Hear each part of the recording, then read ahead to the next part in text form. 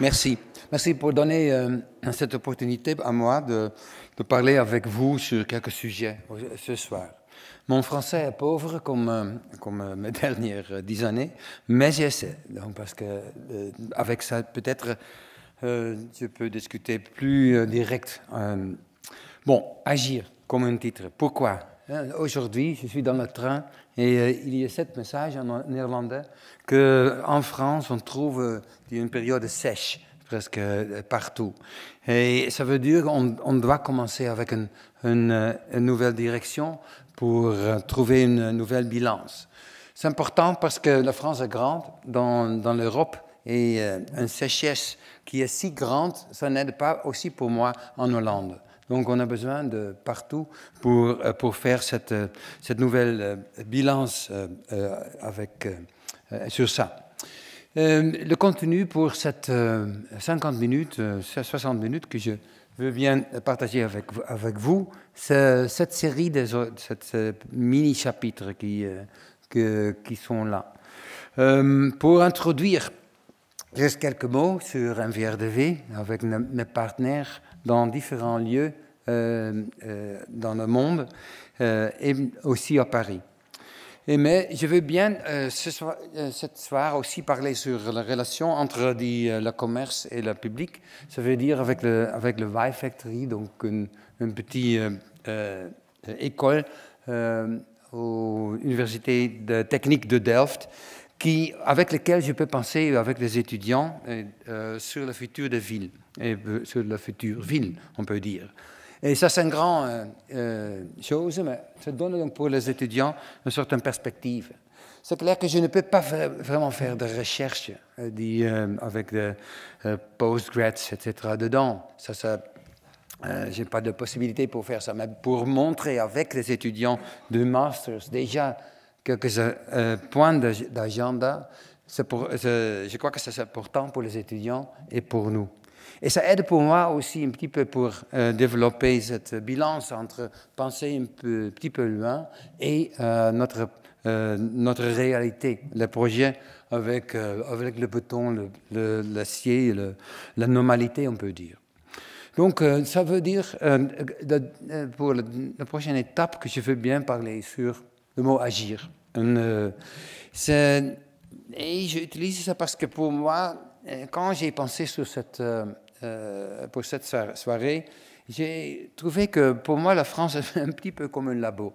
Et ouais, je dois peut-être m'excuser pour ça parce qu'on est ici sérieux, donc pourquoi utiliser mon étranger comme un labo, ça peut être donc un petit peu brut. On est là et on a montré ça durant l'ouverture ici à Villette pour développer le verbe qu'on a besoin pour diriger notre futur, pour être en action, pour être en communication avec chacun. Et ça a donné donc ce moment d'être là qui explique un petit peu le mot agir. On doit changer des choses. Ça, c'est clair avec l'entrée que j'ai montrée à vous. Ils sont de grandes urgences pour tout le monde. Et on trouve donc une génération qui doit faire de plus grandes choses avec ça. We consume too much, we are too many, we are too unequal, sont quelques contraintes qui sont là. Mais ils ont une grande liste de choses où sont des paris de demain. Sur chaque niveau, on a donc peut-être une partie de cette grande agenda qu'on doit suivre. J'essaie maintenant un petit peu de comprendre les timelines de cet élément. Combien d'années on a besoin pour compenser toutes les choses qui sont mal faites ou mal organisées. Et où dans le monde est-ce qu'on doit donc peut-être concentrer avec ce type de développement? L'eau est une chose, par exemple, très importante maintenant pour la France, mais ça existe déjà aussi dans le plan pour la Suisse, où on a besoin de conserver l'eau avant de donner ça aux directions de la France ou de l'Hollande ou de l'Allemagne. Il y a un moment que je me souviens, il y a 12 années, je crois, où dans le cité, la science, j'ai fait une show sur le climat pour des élèves, où là, j'ai montré donc une sorte de calculateur avec lequel on doit donc compenser notre effort dedans. C'était bizarre que déjà France, elle a pensé sur ça. C'est le club de Rome qui était peut-être il y a 50 années dans notre existence, mais déjà cette climax était là pour montrer aux élèves quelle manière de discuter sur le futur. Donc vous étiez tôt, on peut dire, mais aussi tard. Et maintenant, on doit un petit peu accélérer sur ça. Cette Planet Maker est une ambition pour combiner tout cet effort ensemble. Donc après Climax au Cité des Sciences, peut-être maintenant on doit construire ce tableau vivant et pour comprendre un petit peu tout ce qu'on doit faire. Je continue avec ça, parce qu'on peut dire qu'avec cette observation, avec cette image, on peut imaginer une sorte d'agenda ensemble. C'est le Siam nouvelle qu'on peut peut-être imaginer. Et quand je pose la question aux maires, des élus, et on discute don't you wanna be, ne voulons-nous pas être, et puis il y a une liste à faire. Tout le monde veut être responsable, peut-être quelques moins que des autres. Tout le monde veut être un petit peu ouvert ou curieux. Qui est contre être curieux? Un grand groupe aussi, mais on veut. Ou qui est contre être vert? Qui est contre être un producteur d'énergie? Donc cette liste est une grande liste. Ce n'est pas simplement le climat, c'est peut-être le parapluie de toutes les choses, mais au fin, tout le monde n'est pas contre beauté ou contre être excitant ou même merveilleux. Donc ça, ce sont les mots qui entourent peut-être une liste des choses que je veux bien pousser dans nos pratiques ou dans notre étude. Je veux donner à vous quelques exemples pour faire ça, pour illustrer un petit peu cette action, ce type d'agir dans notre existence. Le premier mot que je veux bien réutiliser, c'est le mot intensification, intensifier comme un verbe. On continue de discuter un petit peu, parce que je me souviens de cette période à 2008 où on a travaillé sur Grand Paris. Maintenant, en novembre, on trouve ici une expo sur cette grande boucle qui est une partie de cette opération. Des opérations les plus coûteuses, de 90 milliards au fin, je crois. Donc, le même prix presque comme la réhabilitation de l'Ukraine, qui est dans votre région à faire. Durant ce moment, on a proposé déjà aussi un calculateur. Ce n'était pas très sexy pour M. Sarkozy de donner à lui un city calculator, mais bon, ça aide un petit peu pour comprendre une ville comme Grand Paris. Est-ce que c'est une ville ou c'est quoi ça? On connaît Paris intramuros, mais extramuros. Là, on trouve déjà qu'il y a une autre répartition de transport public. Pas tout le monde utilise ça si beaucoup, même quand vous avez fait si beaucoup de lignes dedans. On aime des voitures encore, mais pour moi, c'était incroyable quand j'étais pour quelques semaines ici dans Grand Paris pour comprendre un petit peu cette énorme puzzle. Et je me trouve dans une sorte de Lonesome Cowboy, dans un film noir entre Versailles et Évry pour trouver la liaison qui n'existe pas. Et ça, c'est encore là, même avec les boucles, ça aide, et beaucoup, mais il prend encore beaucoup de réflexion pour faire un autre score dans le futur. Parce que ça, c'est Grand Paris, avec cette calculation. Et quand on comparait ça avec Londres ou Singapour ou Hong Kong, ils sont des choses qui sont meilleures ici. À l'autre côté, ils sont aussi des choses qui sont moches encore. Et ça donne donc cet agenda pour développer. Et quand je traduis ça dans architecture, ça veut dire que j'ai besoin de mètres cubes de programme pour... dans 7 ans, on va donc faire ça, hein, pour vraiment trouver cette balance, avec une carte avec laquelle on peut donc faire ça. Et je suis heureux hein, déjà qu'on fait des choses.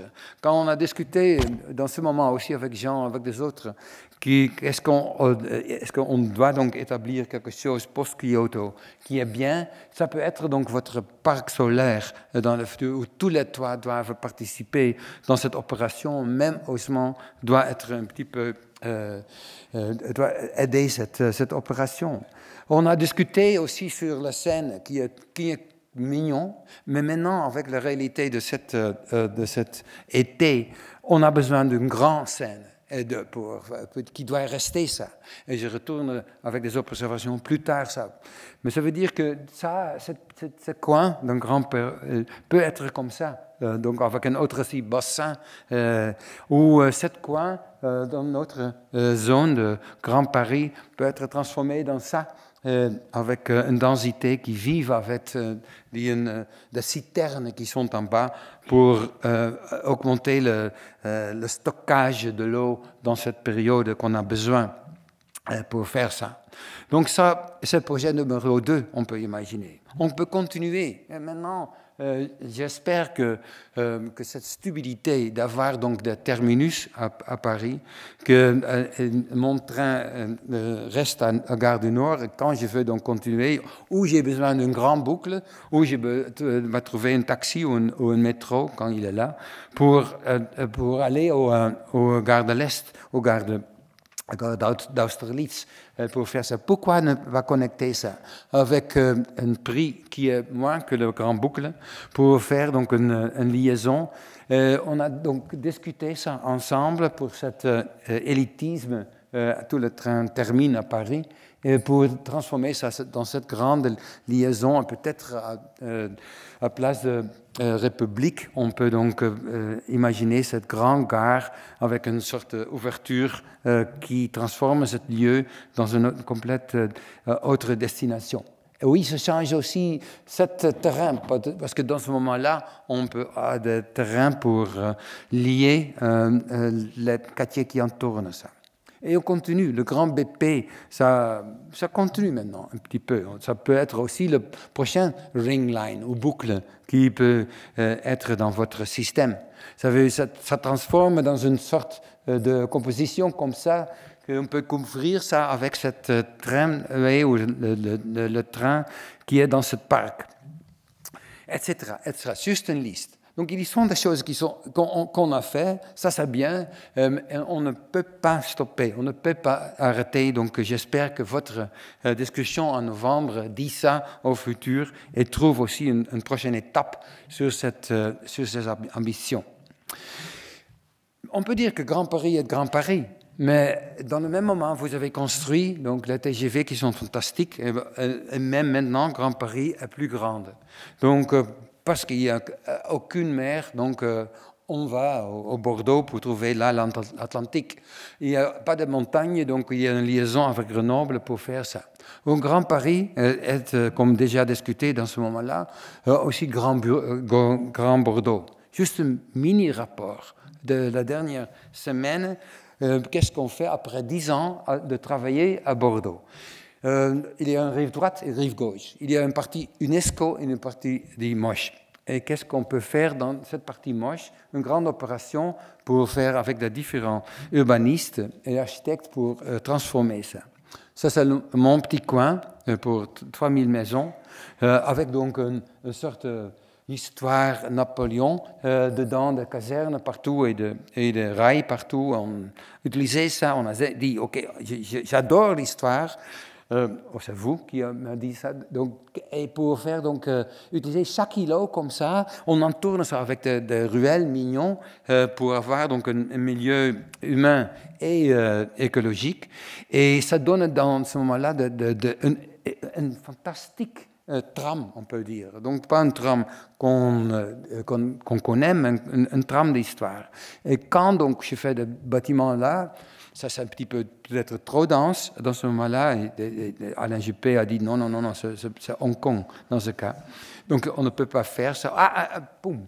On fait ça, comme une coiffure, je coupe cette volumétrie avec laquelle je peux donner de la lumière pour les voisins. Ça, c'est le meilleur qu'on peut faire. Hein. Quand je dois faire des choses, je suis heureux avec mes voisins. Et puis, on donne un petit peu de soleil, on discute à ce moment sur cette règle pour faire ça. Et on a dans ce moment donc une série de toits pour une vraie forêt photoélectrique et donc avec une sorte de ville blonde contre la fin albédo avec des ruelles cute, mignon, partout, et avec cet paysage de toit qui montre cette règle, qui montre aussi cette ambition d'être donc dans un nouvel quartier humain et écologique.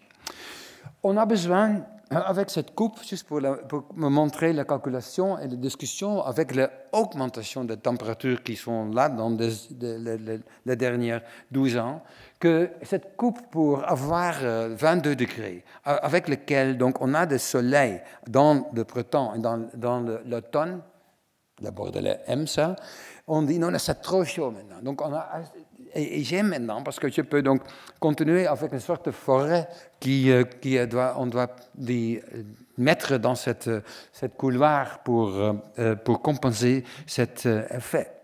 Deuxième chose, ici c'est une image de l'auteur de l'eau de Garonne qui sont là. Ça veut dire qu'en bleu, ça sont des zones qui sont inondables.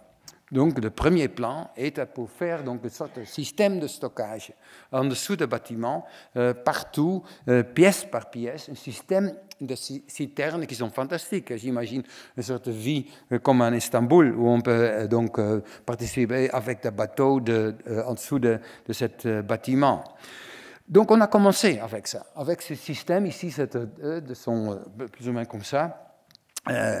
Et on a, mais il y a une loi en France qui dit qu'on peut pas faire ça. Vous n'êtes pas en Hollande, donc, parce qu'il y a donc une sorte de MAF, vous connaissez le mot, qui a une certaine calculation avec laquelle c'est très difficile pour continuer avec c'est stupide. Parce que la technologie qu'on a, on peut vraiment faire, donc couvrir de béton, on peut ouvrir pour la maintenance et pour le contrôle, tout ce système. Mais les Bordelais détestent ça. Il y a de l'eau en dessous de nous. Est-ce que vous, de la Lande, est-ce que vous pouvez imaginer ça? Vous êtes fous. Ça, c'était la conclusion. Donc, on a construit la ville avec la ruelle mignon, comme ça, et avec des jardins qui sont à l'intérieur, et on continue comme ça. Donc, maintenant, les premiers 40 blocs sont comme des icebergs maintenant dans ce paysage. La dernière semaine, j'étais là, et j'étais stupéfait. Qu'est-ce que, avec votre nouvelle des maire et votre nouvelle, on ferme la ruelle maintenant. Qu'est-ce qu'on peut faire ici? C'est quoi ici? Non, vous avez donné, pour la raison électorale, donné le mot à tous les habitants qui dit « je déteste les scooters, donc je veux maintenant pas de bruit, et et on dit oui sur ça. Est-ce que je ne comprends pas, je suis dans un pays où on a on aime l'égalité, et maintenant, ce n'est pas vrai. On reste sur ça. Donc ça, c'est une observation. Votre pays a changé un petit peu. Vous avez du peur, plus qu'avant. Et je crois que ce n'est pas de futur pour aller avec cette vie. Oui, peut-être ils sont de drogue qui entourent ça, mais pourquoi on ne peut pas donc approcher ça dans une autre manière? Je suis heureux avec la vitesse. À l'autre côté, on continue. Vous avez un système des ZAC qui sont... que ça n'existe pas dans les autres pays, qui aident pour agir, on peut dire. Donc ça c'est maintenant en construction, et une autre fois, je veux bien montrer les autres éléments. Intensification. Donc j'ai parlé sur Grand Paris, Grand Bordeaux, et maintenant Grand Marseille. C'est durant Covid, j'ai travaillé pour Manifesta. Manifesta 13, c'est une biennale des arts contemporains. Et j'adore Marseille. Et on a essayé d'utiliser cette Manifesta, cette biennale, pour diriger un petit peu ou discuter sur la ville. Donc ça s'est montré dans les journaux, mais à cause de Covid, on n'a pas montré les choses. Ce qui reste est ce petit livret qu'on a fait.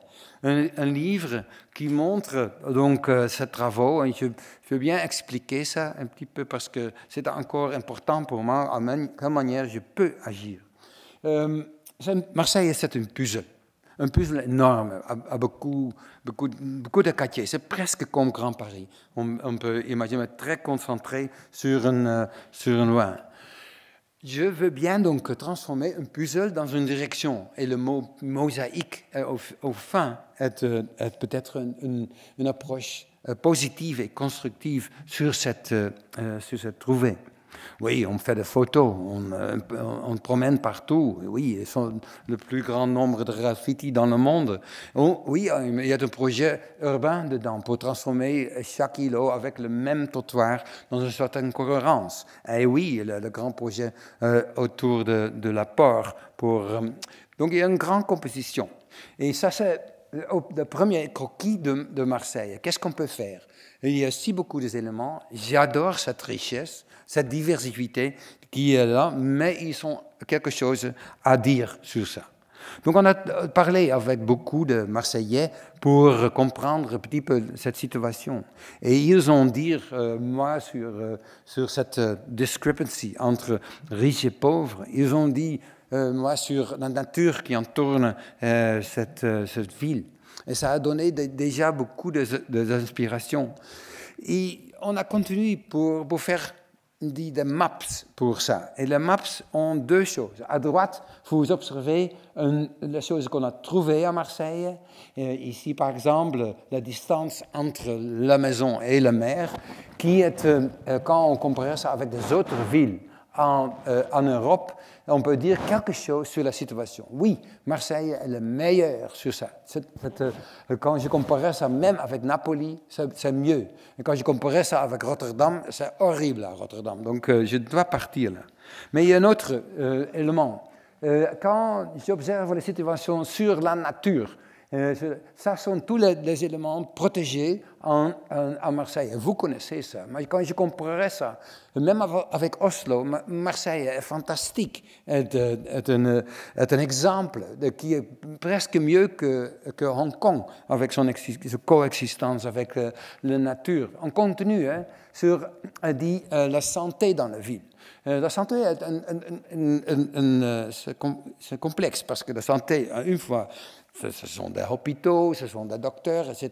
Les facilités qui peut-être sont là, mais et ça c'est pas bien à Marseille pour être direct. Mais à l'autre côté, c'est très bien compensé avec les actions.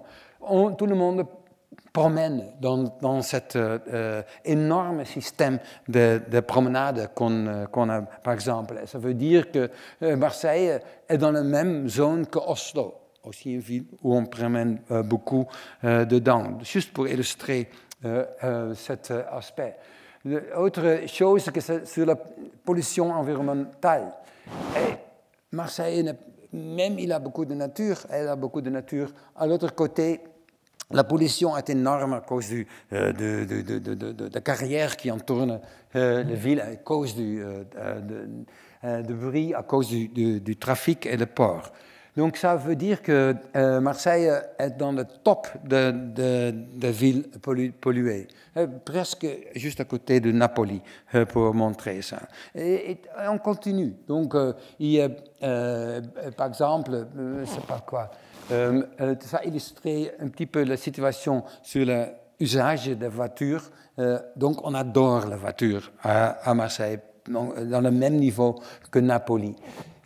Ou sur le waste time et dans les bouchons aussi, on aime encore Marseille.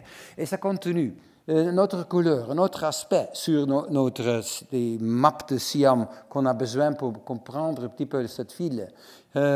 Ils ont une énorme inégalité à Marseille. Vous connaissez ça, mais c'est plus moche que ça.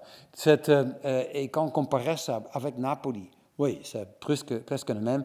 Quand c'est avec Oslo, oui, c'est clair qui gagne cette discrepancy entre pauvres et riches.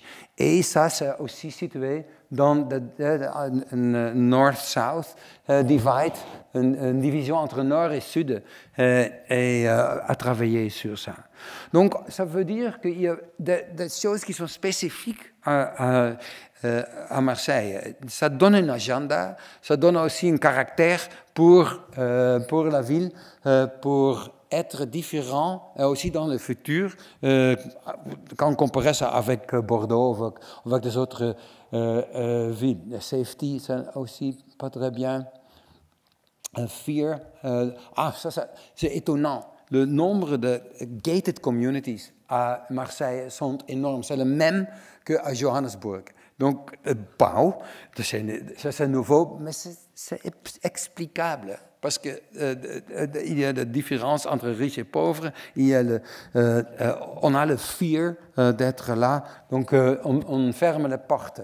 Mais le système de surveillance, Copenhague, la majorité de surveillance est à Copenhague. Vous imaginez que c'est une ville stricte, nette et normale, on fait des vélos. Non. La majorité des caméras sont installées à Copenhague. Quand je compare ça avec Marseille, juste une dizaine sont là pour nous aider dans ce cas.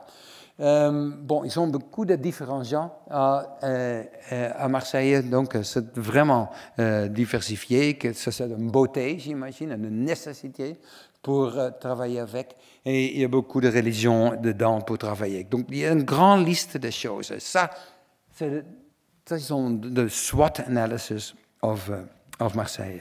Quand j'ai expliqué ça publiquement, comme dans une salle comme la vôtre, c'était horrible. Parce que non, c'est pas vrai, on a des autres chiffres. Il y a un système intéressant qui a le bon chiffre. Il n'y a pas une vérité collective, parce que oui, un groupe a une autre définition sur ça. Donc c'est déjà ça, on aime data towns, on croit sur cet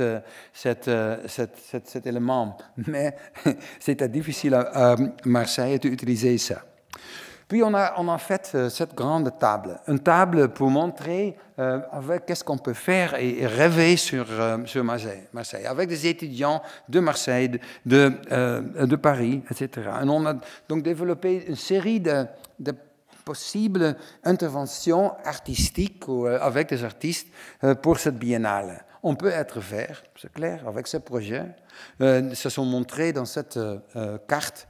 Et on a une étudiante qui a rêvé sur cette boulevard de la République, rue de la République, qui est maintenant un petit peu vide, qui a un grand problème pour être là. Ok, on utilise pour 6 mois pour transformer ça dans une République verte dedans.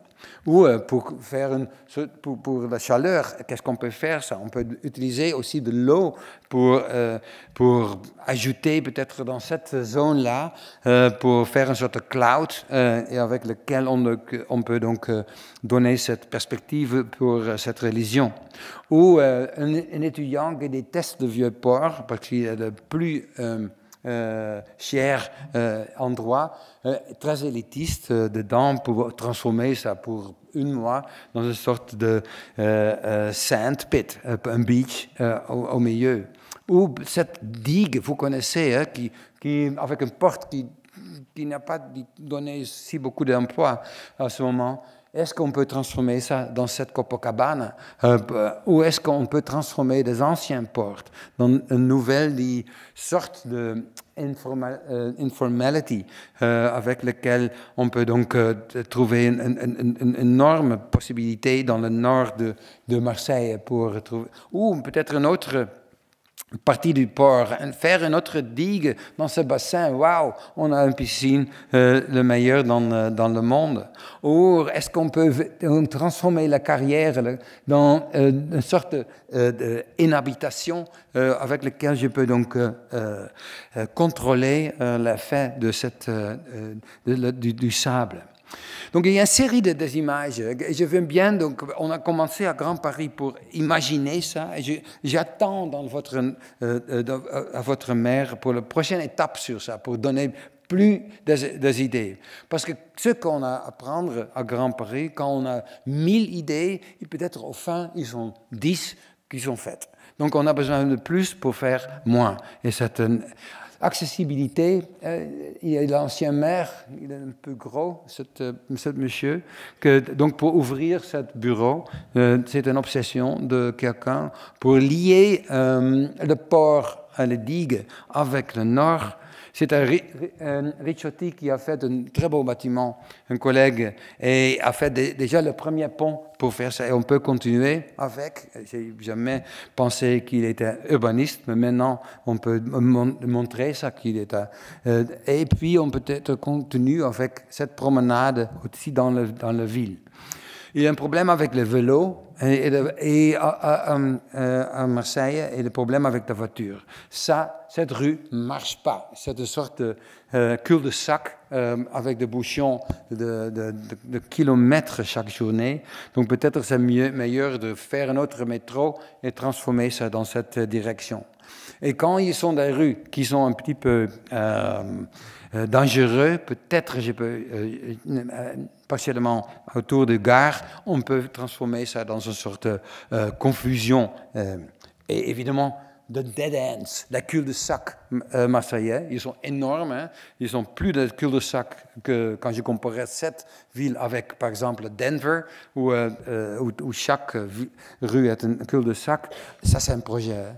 Pourquoi ça? C'est si dangereux quand on est là, donc on doit ouvrir cette porte pour faire ça. Et peut-être on a besoin pour ouvrir aussi les gated communities, d'augmenter cette ridiculité et de faire donc un projet où on montre cette porte dans une sorte d'installation. Et oui, au fin, on a besoin de plus des arrêts dans le nord et de métro pour faire donc cet paysage et pour transformer ça dans cette gare. Ça, on peut apprendre de Grand Paris. Et j'adore cette idée encore. Une élève, un Algérien, elle a proposé donc d'imaginer peut-être dans cette perspective un nouvel pont dedans. Quelle poésie qui fait donc cette liaison entre Marseille, Palma de Mallorca et Alger. Ça reste dans ma tête. Ce n'est pas fait encore, et je crois qu'on ne fait pas ça dans le futur. Mais ce n'est pas le cas. On a besoin de cette idée pour positionner un petit peu la direction. Enfin, pour les 1000 idées qui sont là, l'inclusivité est un autre grand projet. C'est parce que maintenant, la bureaucratie à Marseille est plus grande que Grand Paris même. Ils sont 111 villages dedans qui protègent leur position. Et est-ce qu'on peut donner à eux peut-être une bonne adresse, une nouvelle tour qui est dans cette forme pour montrer où on est là. Et on continue avec cette inclusivité. Il y a à Marseille une belle mini-montagne. Est-ce que de grands mosques doivent être là pour faire une vraie colline de religion et qui est au fin peut-être aussi une sorte de dissolution de cette typologie. Et puis, c'est le grand slabs, le grand bar, le plus grand bar est là, qui est là comme ça, qui est dangereux. Hein, on ne veut pas être là. C'est le signe de drogue qui est là. À quelle manière est-ce qu'on peut travailler sur ça dans une manière flamboyante et belle? Ça peut être donc le grand projet. Et au fin, ouais, c'est olympique qui est peut-être le seul endroit où on est ensemble. Et cet étudiant rêve aussi de continuer avec ça. Ça peut être l'Edirne de l'Europe, ou le Tour aussi sont partagés dans cette club avec lequel je peux être dans le balcon et dire quelque chose là. Et ce type de stadiums doivent s'ouvrir. Quand on est à Boca, à Buenos Aires, on peut être là durant chaque heure de journée, pourquoi pas aussi à Olympique. Et puis peut-être avec cette idée, quand on commence avec cette nouvelle Copacabana du Sud-Europe, on peut être plus actif aussi dans notre logement, pour être un grand désir, une grande demande pour le logement social. On est welcome sur cette position-là. Et on continue. Aussi, une densification peut aider, dit la topographie, peut combiner donc la beauté de Marseille dans cette manière. Et enfin, qu'est-ce qu'on peut faire avec cette idée? Vous avez vu cette Netflix avec Gérard Depardieu dans son fabuleux rôle, la plus grande partie le plus gros dans sa vie. Et ça reste avec cet élément de 30 mètres en hauteur, cette lettre-là. Et là, vous connaissez, on est là durant l'été ensemble pour barbecue et pour tout le monde est là. Donc ça peut être drôle. Pourquoi pas durant le biennale ne pas montrer ça comme une sorte de pièce de communication. Marseille is.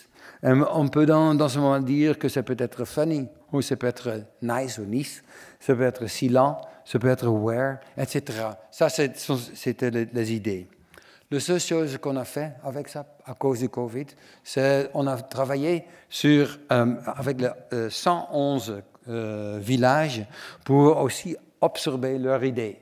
Le tour de tous les possibles, fait par une société, à parler avec tout le monde, à communiquer sur des idées avec des écoles, à obtenir des croquis qui sont maintenant aussi dans cette liste. Et avec ça, on peut dire que la puzzle a transformé dans une sorte de mosaïque. Un mosaïque qui est beau parce qu'il est seul avec 1000 rêves partout qui a participé sur cette perspective. Donc ça, c'était mes aventures après Grand Paris, pour trouver donc le plus grand Paris qui inclut donc aussi Bordeaux et Marseille dedans. Ok, je continue avec un autre mot, mélanger. J'ai déjà défendre ce mot. Et j'ai observé aussi dans la préparation qu'il y a une fois qu'à Ile-Seguin, Pinault veut construire, François Pinault veut construire son musée. J'ai parlé avec Jean durant ce moment aussi, qu'est-ce qu'on peut faire. J'ai fait donc cet art mixer dedans. Donc un autre type que la bourse. Mais quand on reste avec tous les halles des usines, on reste comme ça. Et on fait donc cet élément, ce nuage dedans, et on fait donc quelque chose où toutes les choses sont mélangées. À quelle manière ça fonctionne, cette mélange? Ça veut dire son collection. J'adore quand une pièce est juste à côté d'autre. Ça peut être durant la nuit, comme celle-ci. Mais ça peut être ce qui est juste à côté de ça. Ça veut dire que quand j'ai fait donc un bâtiment où tous les murs, tout le sol, tout le plafond change où on veut, dans le moment qu'on veut, on a chaque moment, une autre combinaison entre Chagall et Picasso. Elle peut être donc une machine. Parce que vous avez évidemment le Beaubourg, mais peut-être quel est le prochain endroit pour ça? On n'a pas fait ça. Beaucoup de discussions, c'était durant 9/11 que j'ai présenté à cette journée-là. Mais maintenant, à Rotterdam, il y a une pièce de choses que j'ai trouvées ici à Paris. Que c'est l'inspiration que vous m'a donné cette idée pour travailler sur ce dépôt les archives de l'art, qui sont maintenant là, qui sont une sorte de prison de l'art où on met ça à l'intérieur, on peut entrer le stockage partout, les archives, et là, le rêve est de jouer avec ça, de trouver l'art, donc une sorte de manière d'être complète, mais aussi d'être démocratique, parce que c'est vous qui choisissez ces éléments et trouvez la coexistence des choses.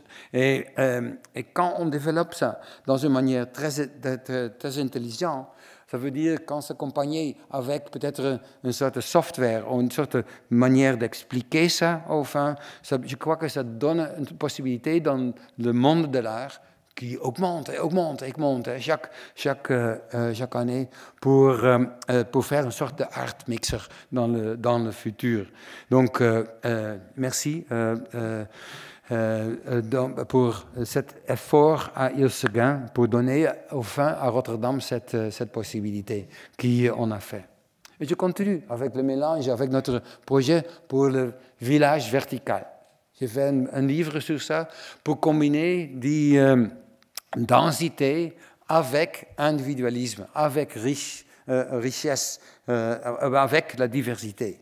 Oui, parce que quand c'est en Asie qu'on a trouvé ça, maintenant on allait là-bas, on trouve cette possibilité, il y a un catalogue type A, type B, type C, mais ils sont les mêmes au futur.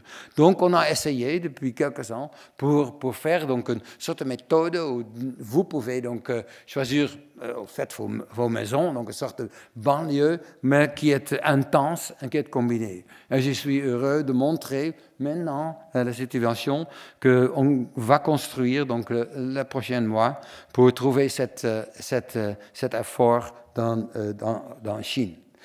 Mais OK, ça doit être, on peut peut-être s'inventer là-bas, mais est-ce qu'on peut aussi faire ça à Paris?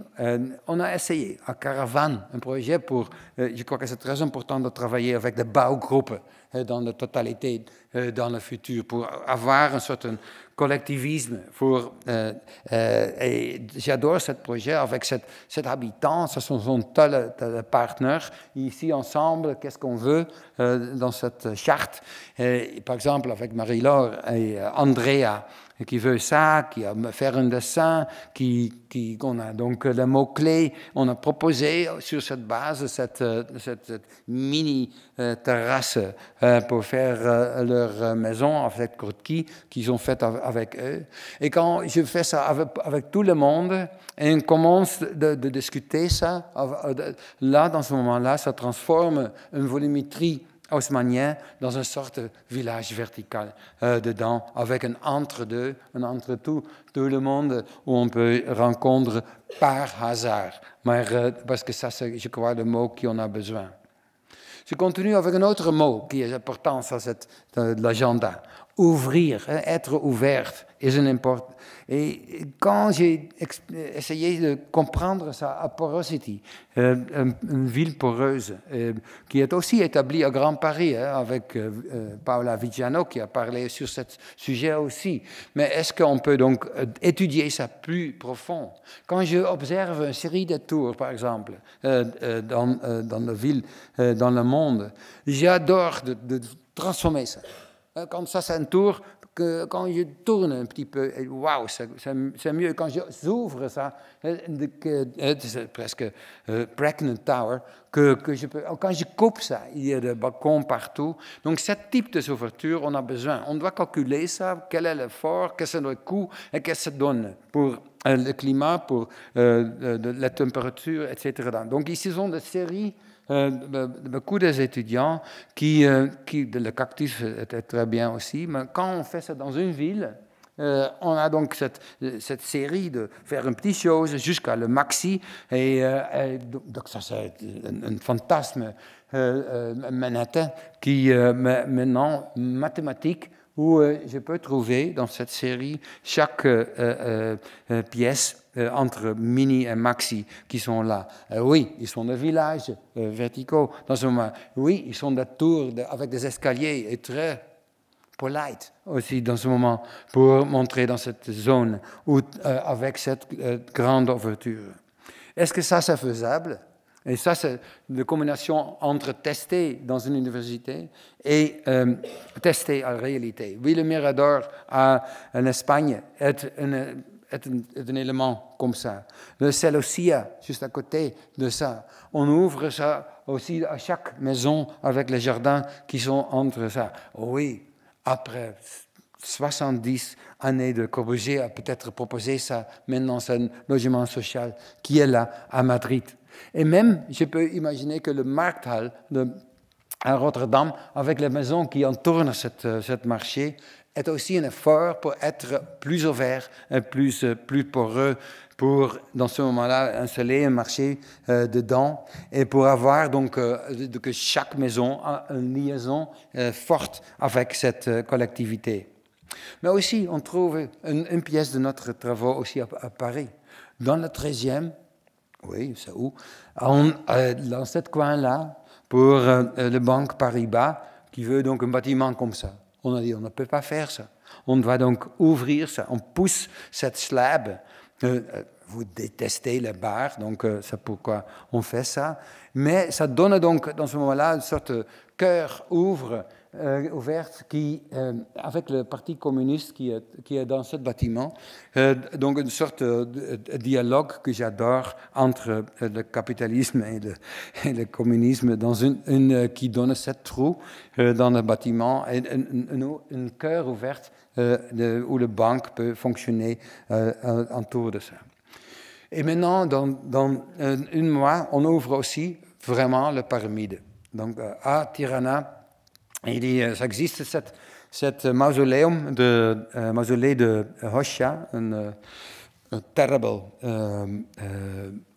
personne avec ses rêves dedans, qui, durant cette période chaotique à Albanie, a transformé dans une sorte de symbole pour la transformation. Ça a donné une ouverture de bâtiment, mais aussi on veut donc comme ça. Mais maintenant, les jeunes, parce que c'était les années 90, ils sont plus âgés, ils ne peuvent pas faire cette parcours plus tard. Donc, qu'est-ce qu'on fait pour ça? Il y a une grande discussion. Qu'est-ce qu'on fait avec un monument comme ça? Est-ce que ça doit être restauré complètement? Est-ce que ça doit complètement détruit, donc érasé? Ou est-ce qu'on peut imaginer de combattre cet monument? Qu'est-ce qu'on fait maintenant que ça, c'est les situations existantes, c'est clos, fermé. On ouvre ça, on fait un clean-up et on ajoute partout des escaliers avec lesquels on peut donc aller en haut ensemble. Et on fait une programmation dedans qui est la TUMO, école aussi à Paris ici, qui donne donc à une nouvelle génération de possibilités, qui sont comme un village dedans et en detour. Et on laisse les portes ouvertes partout, c'est un parc. On climatise avec cet élément et puis ça donne donc une vraie we overcome cette période-là. Ça, c'est l'idée dedans. Donc, ce sont les éléments qu'on a montrés au début avec le village dedans. On ajoute avec un artiste un rainbow de choses et maintenant, c'est en construction, c'est presque là pour être utilisé dans les couleurs qu'on discute la dernière semaine, avec c'est une sorte de stade inverte avec les liaisons partout, avec lesquelles je peux donc aller en haut et au fin être ensemble avec cette nouvelle banque et observatoire et avec lequel je peux donc retourner en bas avec cette vue et transformer cet élément dans une sorte d'espace public trois-dimensionnel avec ce village qui est comme une sorte de confetti qui est là. Et oui, avec une grande discussion déjà avec les ambassadeurs qui, dans cette ville, mais avec aussi beaucoup de monde. Oui, parce que c'est une nouvelle pays, on peut dire, avec beaucoup de l'énergie. Il y a beaucoup de choses qui sont encore à développer, mais ça peut-être peut aider. Et dans ce moment, je me souviens aussi la halle, de ce bâtiment-là, qui a transformé dans cette ville trois-dimensionnelle, qui était une sorte de parcours, parquette, je ne sais pas, avec des mini-gazons, mais qui est une fantastique liaison entre banlieue et la ville, mais qui est dans un espace horrible, et encore là. Quand je comparais cette labyrinthe qui est là avec une gare normale, Waterloo Station, on peut comprendre que l'idiotie qui est là. Qu'est-ce que je peux faire? Est-ce que je donc peux transformer ces catacombes dans une sorte d'émergence où je montre cette catacombe dans une grande vitrail?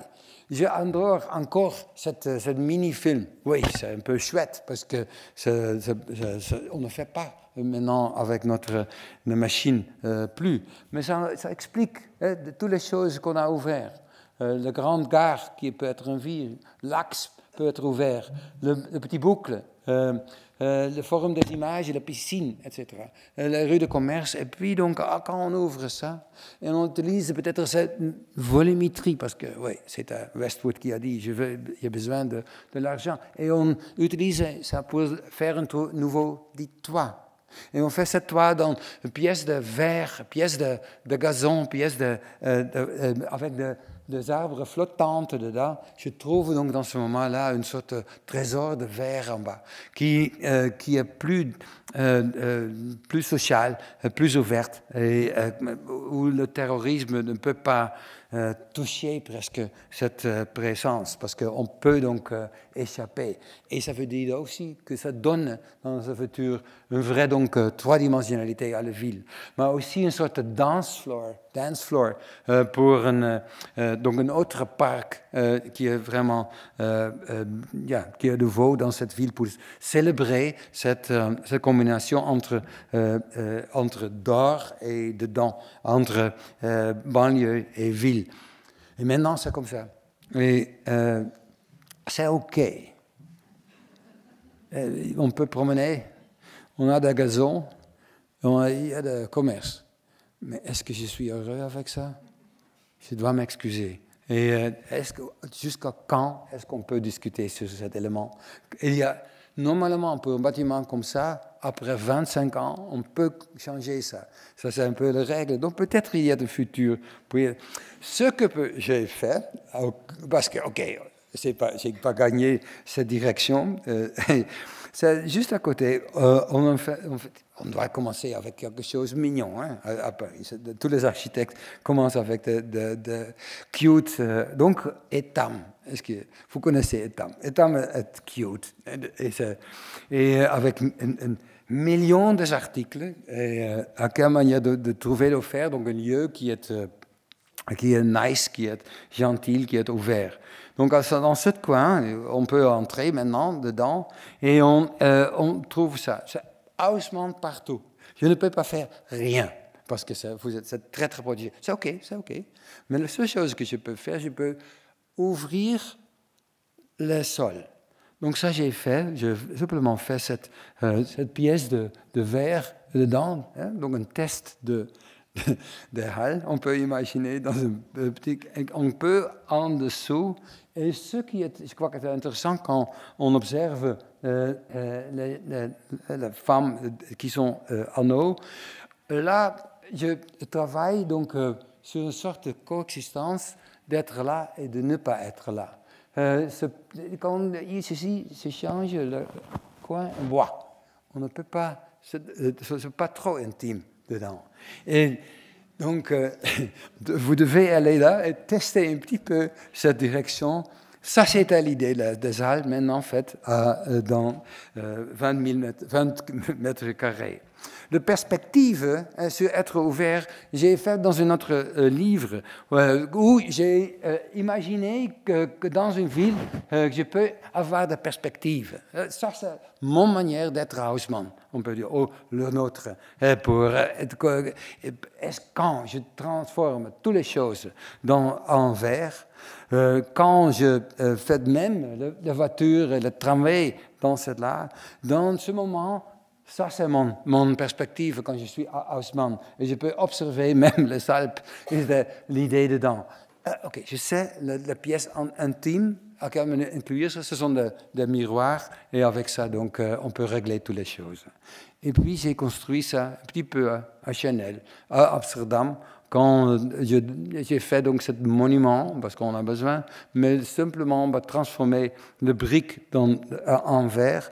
On a donc une sorte de trésor, on a donc dans ce moment une sorte d'ouverture où Chanel peut montrer ces choses. Et oui, c'est un bâtiment dans ce moment-là on veut toucher ce bâtiment, parce que c'est vrai, ce bâtiment. Et quand est-ce que je veux toucher un bâtiment, je crois que ça c'est important. Et à l'intérieur, oui, les articles sont plus beaux avec cette perspective. Donc ça, c'est pour utiliser le mot « ouvrir ». Je termine avec deux derniers mots pour finir cette overview, encore une dizaine de minutes pour faire ça, c'est exactement 60 minutes dans ce cas. Parce qu'il y a d'autres mots qui sont très importants pour trouver. C'était dans notre génération, c'était avant, le mot libération était énormément important. Et je crois que je veux répéter ça sur ça. Et ça dans beaucoup de niveaux. Quand je parle sur libération, c'est aussi sur free migration, un sujet qui est si important. Je montre simplement une simple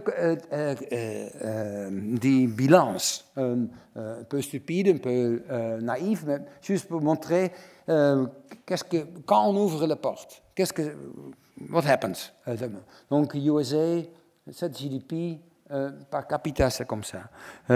Chine, donc c'est comme ça, 3600 € par capita. Sierra Leone, 10% de ça. Quand on donc ouvre la porte, on va pour la première réaction où on peut gagner de l'argent. On peut peut-être trouver une sorte de middle class partout. Et qu'est-ce qu'on peut donc trouver dans ce moment-là pour équilibrer? Oui, beaucoup de monde va aux USA. Chine reste un peu le même parce que c'est le milieu, et Sierra Leone, rien. Mais ça transforme énormément notre densité dans le monde. Dans ce moment, les Pays-Bas ont 60 millions d'habitants. Waouh, on a presque mieux que la France et mieux que l'Allemagne. Donc il y a une sorte de perspective là. Pour être direct, ici sont des figures sur la transformation intra-européenne dans l'EEC. Beaucoup de pays sont bleus, donc ajoutent des gens, mais les autres pays sont réduits. Croatie, moins 20%. La Grèce, moins 30%. Lituanie, moins 40%. Donc cette transformation est en fait est maintenant là. Pour une très spécifique partie, évidemment. Et maintenant, je travaille pour 1 million de nouvelles maisons aux Pays-Bas. Quelle scénographie est-ce qu'on fait? Ça doit être donc fait dans 20 années. On discute peut-être plus tard avec le problème d'un ministre pour faire ça. Et donc, dans ce niveau, on doit penser, dans ce niveau, on doit imaginer peut-être le futur. Cette liberté, on peut aussi imaginer ou tester. Ici, je fais ça maintenant à Amsterdam, juste à côté, Almere. Almere est une nouvelle ville qui est pour les pauvres. Et donc, avec une nouvelle ligne de métro, on fait 4 nouvelles garden cities dedans. Je ne montre pas tous les Garden Cities, parce que je n'ai pas le temps. C'est la ville avec la nouvelle ligne, avec les anciens Garden Cities. Et dans ce lieu, donc un petit peu russe, on construit maintenant cette nouvelle liberté. Ça veut dire qu'on ajoute, on a des agricultures qui transforment dans une agriculture plus urbaine, on peut dire ça, et combine ça avec des logements. Plus ou moins 30 000 logements viennent là-bas.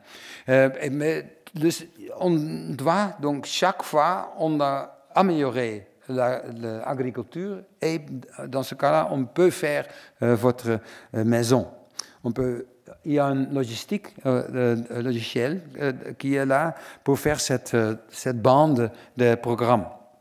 On peut ça seul, on peut travailler avec quelques autres pour spécialisme. On peut donc être petit et grand, mais on doit donc résoudre ces problèmes. Donc ici, le problème de l'agriculture. Ici, qu'est-ce qu'on fait avec l'infrastructure? Vous faites ça. Et aussi, quand il y a un voisin à l'arrière, vous faites ça. Quand il y a de l'eau, vous faites ça. Même les toilettes sont là. Et aussi, votre énergie, vous faites ça.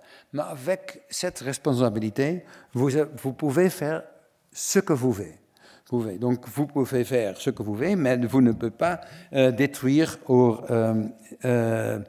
votre voisin dedans. Et ça donne donc une sorte de patchwork des initiatives qui est organisée par cette website, avec cette rencontre, et maintenant est en construction avec des maisons style comme ça, avec de l'agriculture dedans, et ça transforme donc in une sorte de paysage un peu bizarre, parce qu'on n'a pas un tram pour cette direction. Bienvenue pour observer cette situation maintenant. Le premier 1500 maisons sont là.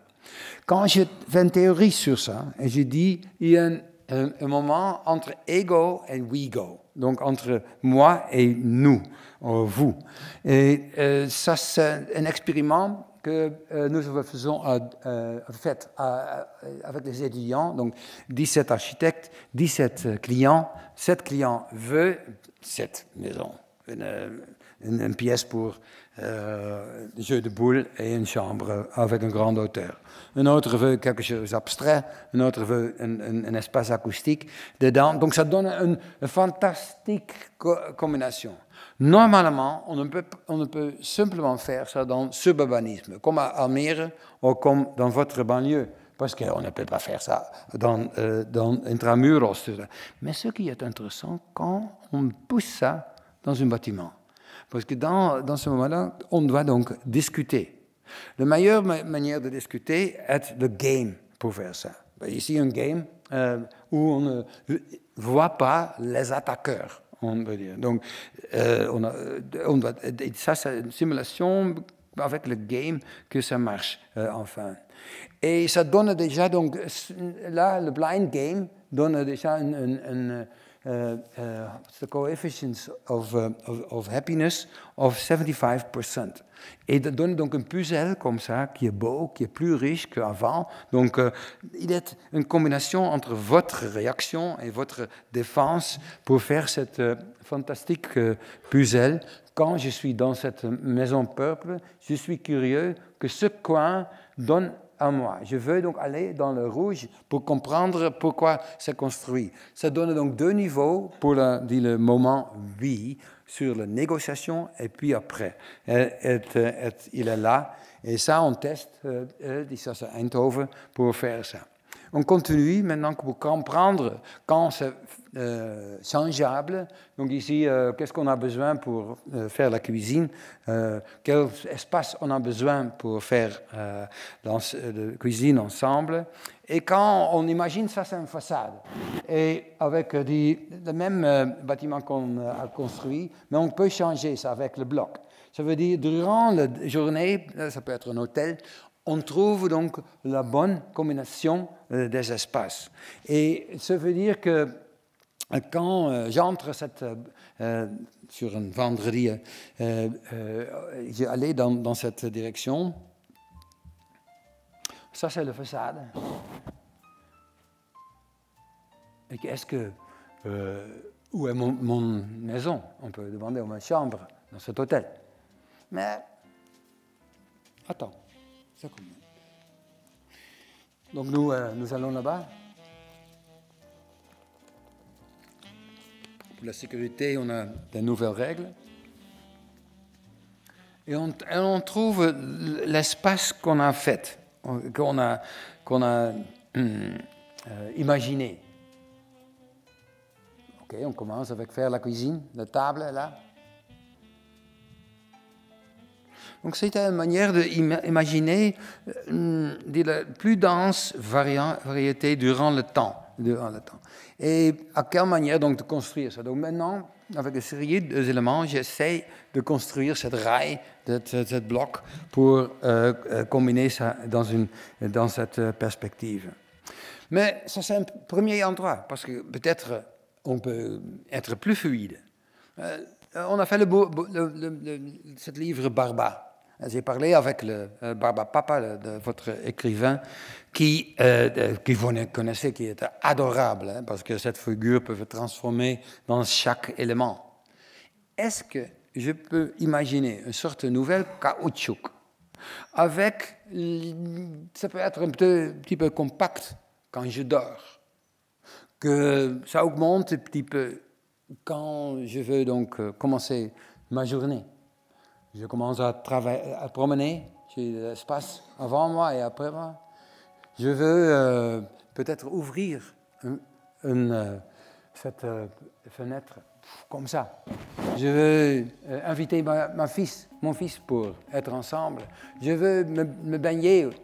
Je trouve l'eau partout, qui est comme un système comme ça. Et je peux donc avoir une piscine partout, parce que c'est là où ce ballon gonflé est là. Et dans ce moment, je fais mes exercices, mais qui est le mouvement?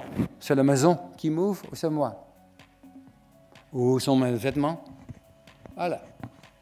Et je peux faire chaque soir, je peux me permettre dans ce moment-là, parce que cet élément, cette nouvelle, ou la cuisine, juste quand on ajoute donc un paramètre dedans, ça commence d'être fantastique. Mais quand je ne suis pas moi-même, soit seul, donc qu'est-ce que je peux faire donc avec... je dois attendre un petit peu. Entre deux personnes, il y a une certaine manière de jouer quand les personnes ne sont pas là, quel puzzle je peux donc faire. Est-ce qu'il y a une technologie? Oui, ça commence. Ici, un système de tests qu'on a fait.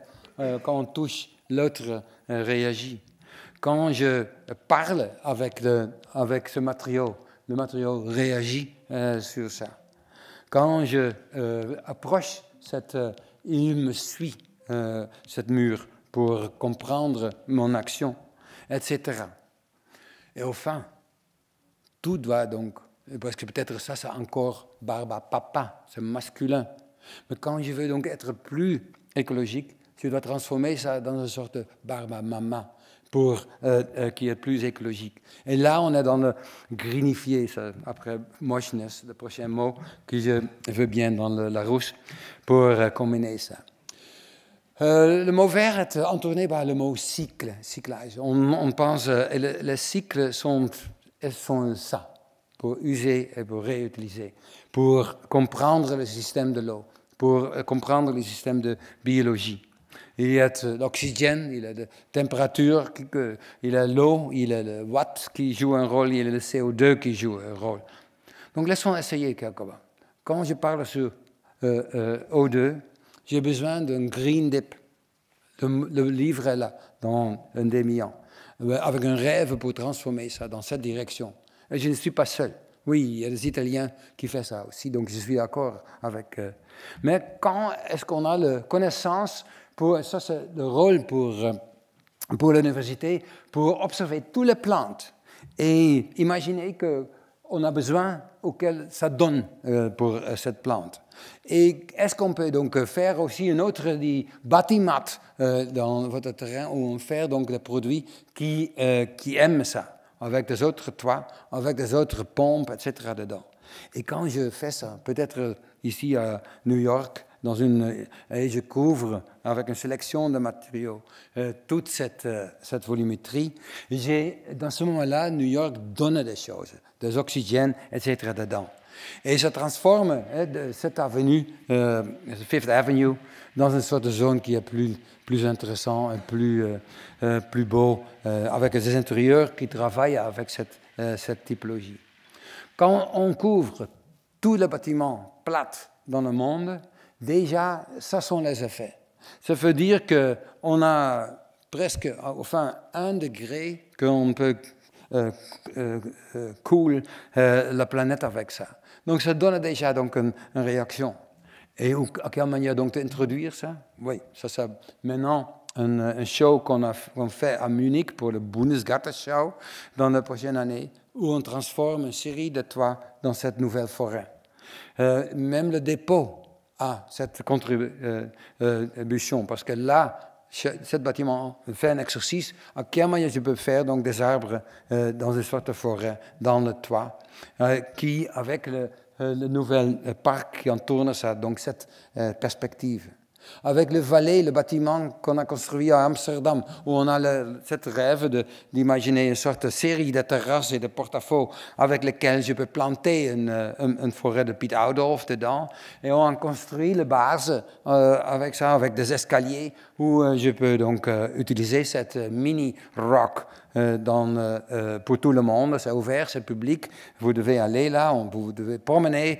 On trouve cette vallée avec des ponts, avec des fenêtres en dessous de l'eau, où à l'intérieur on a cette perspective, mais aussi des perspectives des maisons, où à cause de terrasses, on n'a pas de peur. Il n'y a pas donc un height fear, vertigo dans ce moment-là, parce qu'il y a une terrasse en bas. Donc on tombe juste 1 ou 2 étages, comme on peut observer ça.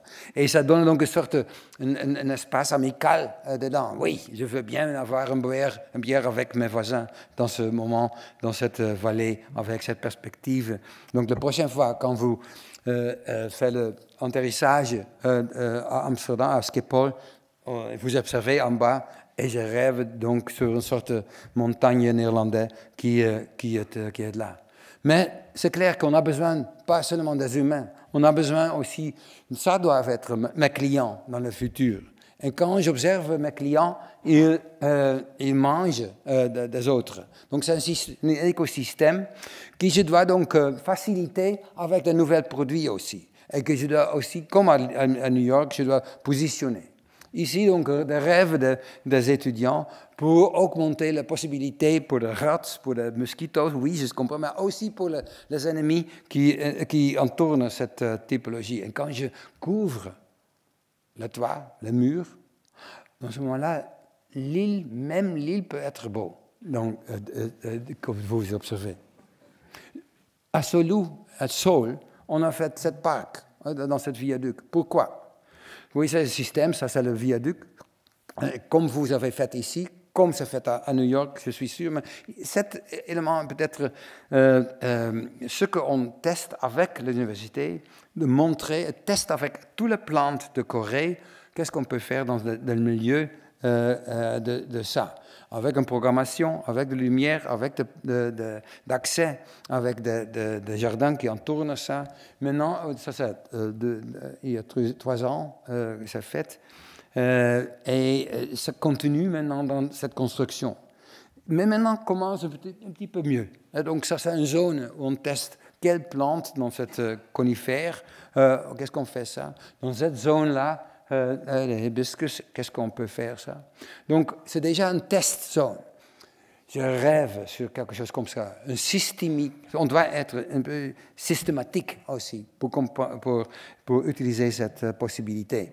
Et il y a, comme à New York, ils ont de quelques ponts et puis quelques nouvelles tours. Et ça, récemment, on ajoute maintenant aussi le systématique verticaux dans ce projet. Et ça veut dire qu'on a commencé avec ça. Et 2030, c'est une zone comme ça. Donc, quelques de mes collègues français sont aussi dans cette composition. Donc, ça, c'est déjà bien. Et on continue, hein, parce que ça aussi, la nourriture qu'on a besoin. Ici, ça c'est une slide de qu'est-ce qu'on mange à Manhattan. Et quand j'ai fait donc un tour, c'est un grand tour, hein, 23 miles high. Mais quand j'ai fait ça, dans chaque gratte-ciel, ça c'est fantastique. New York est plus beau dans ce moment-là, c'est complètement autarkique et ça donne cette perspective dans nos villes. Donc il y a beaucoup à faire encore. Et je dois utiliser ce marché à Tainan pour faire un toit, pour tester maintenant les plantes, et pour faire donc cette nouvelle colline dans cette zone à Taïwan. Je fais à Bordeaux même une vallée verte maintenant. Ici, ce sont les 3 blocs à Bastille-Niel. Je fais un bombardement de verre. Ça ouvre cet ancien bloc et ça transforme ça dans cette série de pots, dans cette vallée verte. Et maintenant, c'est presque là. Donc, j'espère que vous pouvez visiter ça avec le traitement de maintenance, avec des maisons bizarres, avec lesquels donc on vit ensemble de cette vallée. Et je continue ici avec cette REC verte, REC d'ici, pour observer ça. Et puis je continue avec l'eau, à Tainan, à Taïwan, cet ancien department store qui est maintenant en ruine, où j'ai utilisé de l'eau pour cool la ville, qui transforme maintenant la température avec 5 degrés, et maintenant c'est utilisé par cette jeune qui, presque 24 heures par jour. Ça aide dans ce milieu pour des projets comme ça. On construit aussi de wattage. Donc, je fais une sorte de colline de panneaux photovoltaïques sur la côte de Tainan. Taïwan, qui est une grande usine dans ce moment pour la quartier. Et je fais à Shanghai une sorte de cloud avec ça qui protège le bâtiment en bas. Et enfin, oui, on a besoin aussi de bois. C'est clair que même à Montparnasse, c'est possible. C'est peut-être la dernière maison où tout est en bois. Il y a de nouvelles règles ici, c'est confusant chaque 2e année pour faire ça, mais c'est comme il est. On doit noter ça, on doit montrer ça, on doit discuter cette évolution ensemble.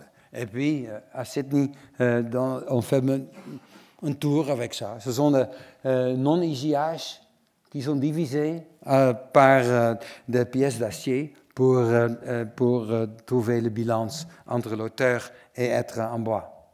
Et enfin, reusing est aussi une partie de cette systématique. Et je suis fier qu'on a, par Dieu, réutilisé tous les panneaux, un petit peu ouvrir, et c'est fait avec ça, avec cette nouvelle grande dame qui est à Lyon.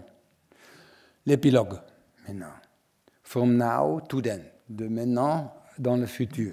Juste quelque chose qu'on doit donc demander à nos ingénieurs de faire ça. Par exemple, on peut utiliser des algues pour les façades, comme ici à l'Allemagne, mais on a besoin de la prochaine année pour améliorer ça, augmenter la qualité, augmenter aussi les différentes plantes qui peuvent être dedans. Et avec ça, je peux rêver sur quelque chose comme ça. Je peux imaginer que le self-healing component en béton, c'est important. Maintenant, on commence avec les cracks pour faire une émulgation dedans. Mais ça doit être donc dans le béton, dans le DNA du béton lui-même, pour faire donc un changement de nos constructions dans cette manière-là. Et enfin, peut-être on peut utiliser un système de plantes pour faire ça. Oui, je comprends maintenant, avec le sol, on peut faire de petites choses. Et on doit donc changer la lignification des plantes ensemble. On doit tester ça. Mais ça peut être maintenant comme ça. Mais dans le futur, quand on a trouvé donc un matériau biologique avec ça, enfin, donc cette rêve psychodélique est imaginable. Et dans ce moment, on transforme dans une direction. J'ai parlé sur Biotopia à Domus la dernière fois avec Jean sur ça, que maintenant, il y a une époque de la biologie qui commence. Et à quelle manière donc de transformer tous ces mots dans cette direction. Ou je peux donc transformer papa dans une direction de maman. Ou ça donne la lumière. Quels paramètres est-ce que je dois ajouter dans cette DNA des éléments pour trouver ça? Je crois que ça peut être donné. Donc, un matériau, une matérialisation, une nouvelle co-living des éléments pour faire cette écologie dedans. Oui, on va tester. Hein. Ici, ça, c'est une autre manière de faire de béton avec de bois pétrifiante dedans. Oui, on doit donc imaginer à quelle manière ça peut être floqué et transformer ici une show à Prague qu'on a fait, pour transformer même Prague dans une ville qui peut être donc plus verte, où toutes ces choses sont combinées avec les choses qu'on maintenant trouve dans nos recherches. Et ça transforme peut-être cette planète un petit peu dans cette direction. Et la France? Où est la France comme labo dans ce moment-là? Il y a une chose, j'aime discuter ça avec vous en octobre sur ça. Parce que j'ai observé que l'Académie des sciences, il n'y a aucun architecte dedans. Ils sont dans une Académie des beaux-arts. Ça, c'est ancien. Et j'ai besoin de cette combinaison pour trouver des solutions au moment où l'industrie de la construction prend 33% de cette carbonisation. Je crois que design research et spéculation aident pour positionner les recherches qu'on a besoin, pour demander à nos chercheurs ce qu'on a besoin. Et on doit s'organiser un petit peu plus fort pour poser cette question. Ça peut être le corps pour notre action, pour agir. Et avec ça, j'espère que donner quelques interprétations de ce mot à vous. Merci pour écouter moi.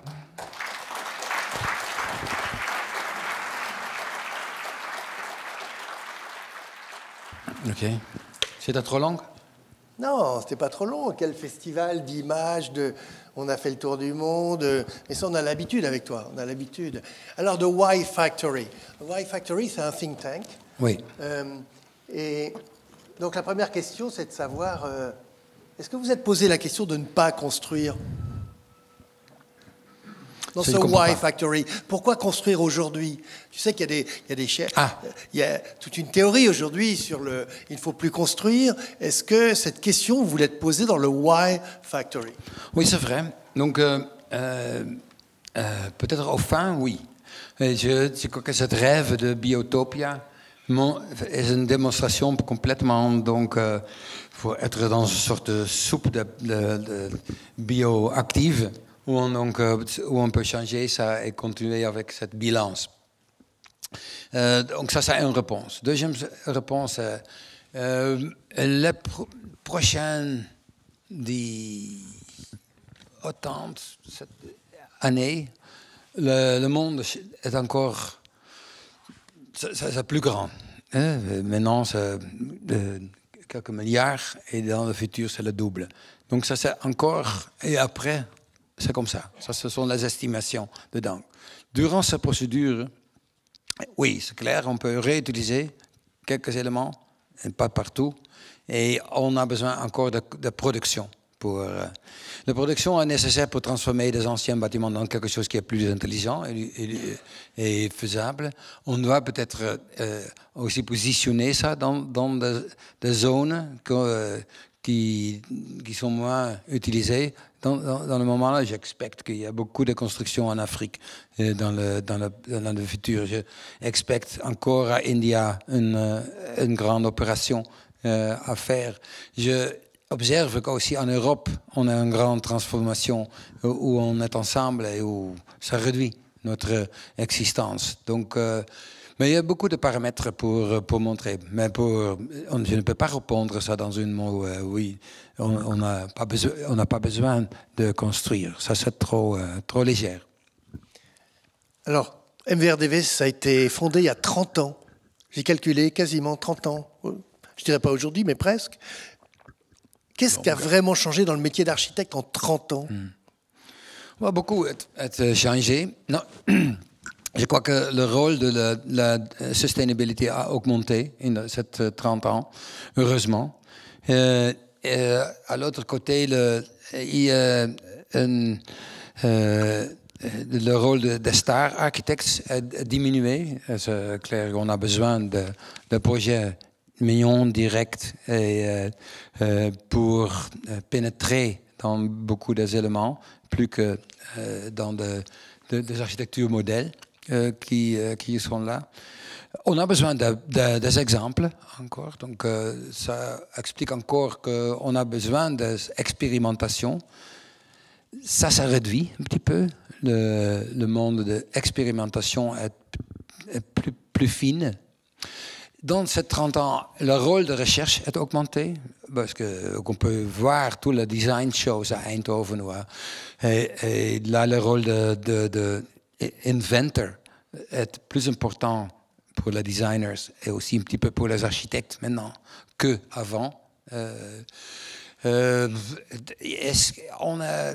Il y a une discussion, est-ce qu'on doit être international, oui ou non? Il y a un intérêt, mais il y a aussi une hésitation qui est plus importante. Il y a aussi une plus grande panique aussi dans le monde. Ça n'était pas, il y a 30 ans, c'était une sorte de fête presque. Et maintenant, le panique entoure la jeune génération dedans. Qu'est-ce qu'on fait avec ça?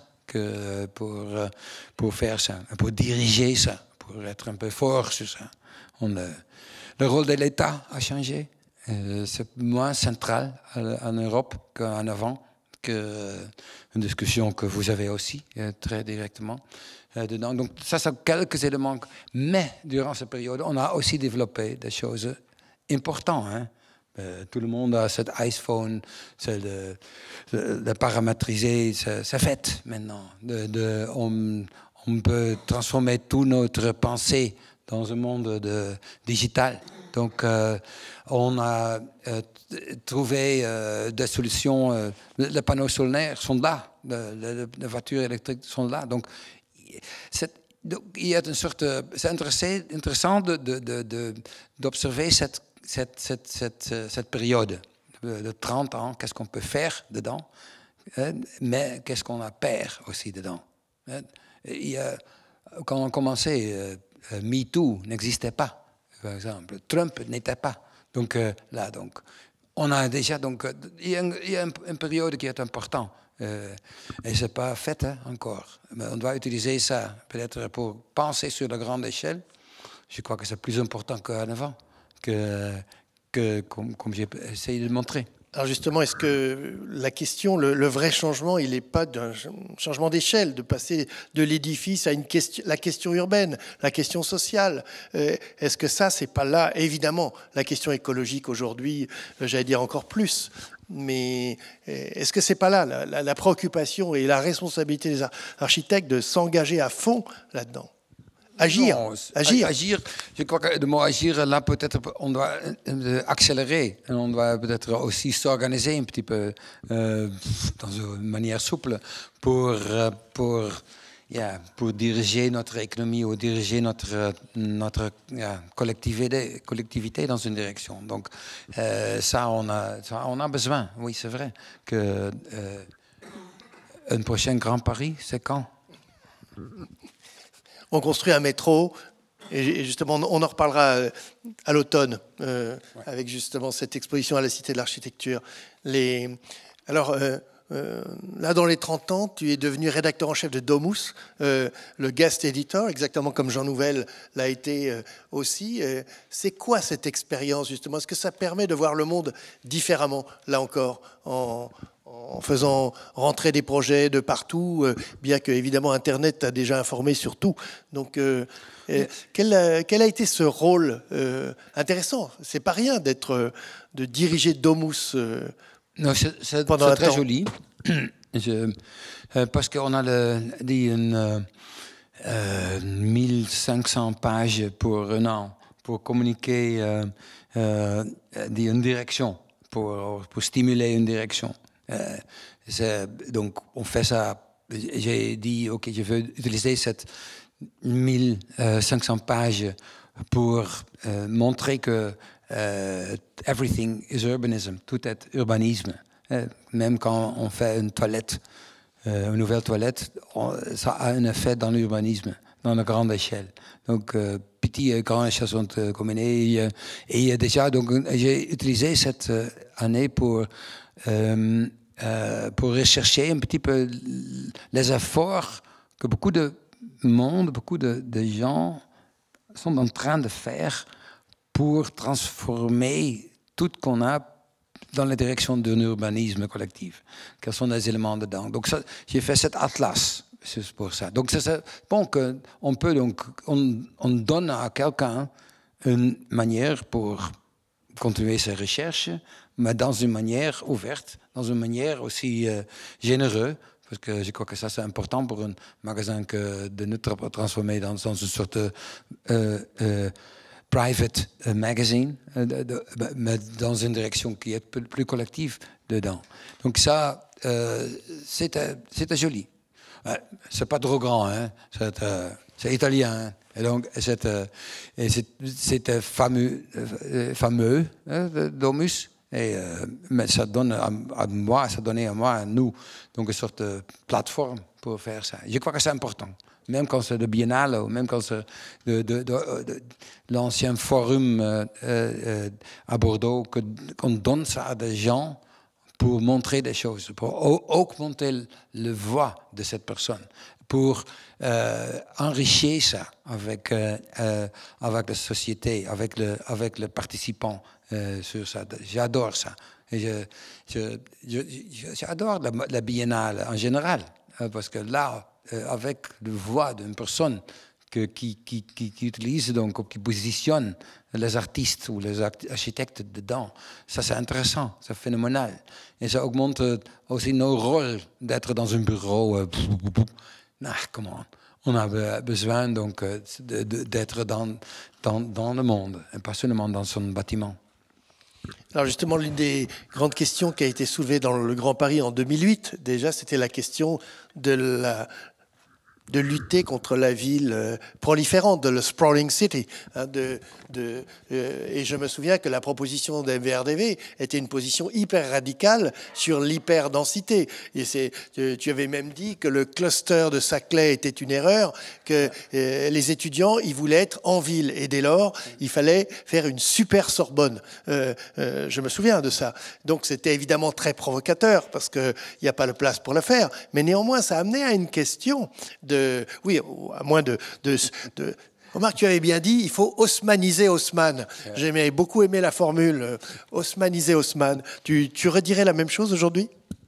Oui, je ne suis pas contre. Quand j'observe en général, donc là, avant de commencer pour Paris, en général, jusqu'à on a trouvé vraiment une solution biologique dans notre bâtiment et dans notre mobilité, on a besoin de la densité pour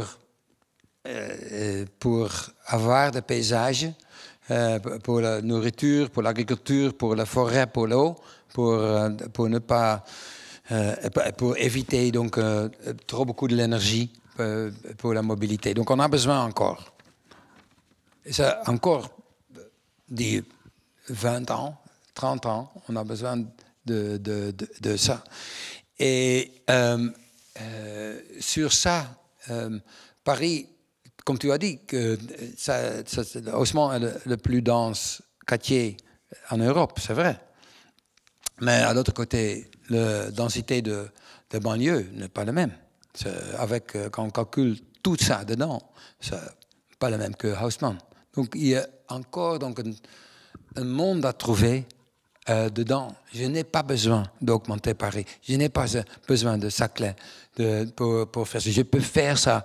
Je peux faire aussi un flinterplan, on appelle ça. Donc, la pièce mignon, quand on fait ça entre Évry et le parc, là, ou entre Évry et